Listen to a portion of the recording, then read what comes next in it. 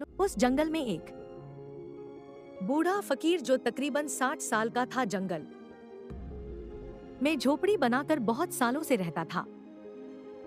एक बार रात का वक्त था, रोज की तरह आज भी बूढ़ा राजा अपनी झोपड़ी में बैठा हुआ था। झोपड़ी का दरवाजा बंद करके बूढ़ा राजा अंदर बैठा हुआ था। तभी अचानक से बाहर से किसी ने दरवाजा खटखटाया। राजा यह देखकर हैरान हो गए कि इस वक्त यहाँ कौन आ सकता है। पूरी कहानी में अब राजा शब्द प्रयुक्त होता है। उसने डरते हुए कहा, मैं यही पास वाले गांव में रहती हूँ और मैं कुछ लोगों से बचकर यहाँ आई हूँ। वो लोग मुझे मारना चाहते हैं, मैं उनसे बचकर भागती हुई यहाँ चली आई। राजा, आप मुझे बचा लीजिए। राजा ने उस लड़की को अपनी झोपड़ी के अंदर बुला लिया। राजा लड़की की बात बड़ी ध्यान से सुन रहा था और मन ही मन सोच रहा था कि शायद यह लड़की झूठ बोल रही है। उसने अपने अरमानों को काबू में कर रखा था। यह सारी बातें राजा अपने दिल में सोच रहा था। राजा का दिल बेचैन हो रहा था। पहली मर्तबा उसके सोए हुए ख्याल जाग उठे।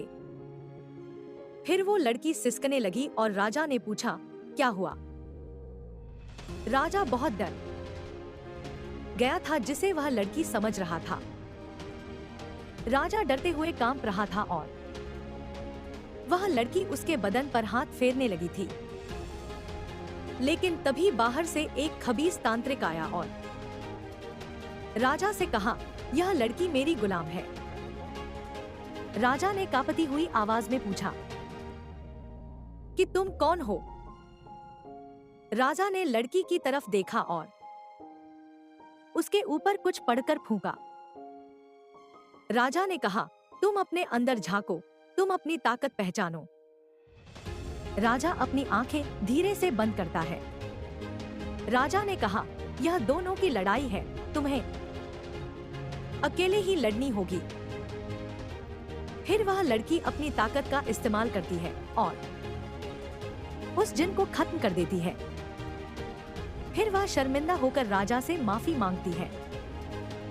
राजा ने कहा, कोई बात नहीं, यह मेरा फर्ज था। वह जिन जादी वहां से चली गई। अंत में, अगर आपको यह वीडियो पसंद आई हो तो लाइक करें, चैनल को सब्सक्राइब करें।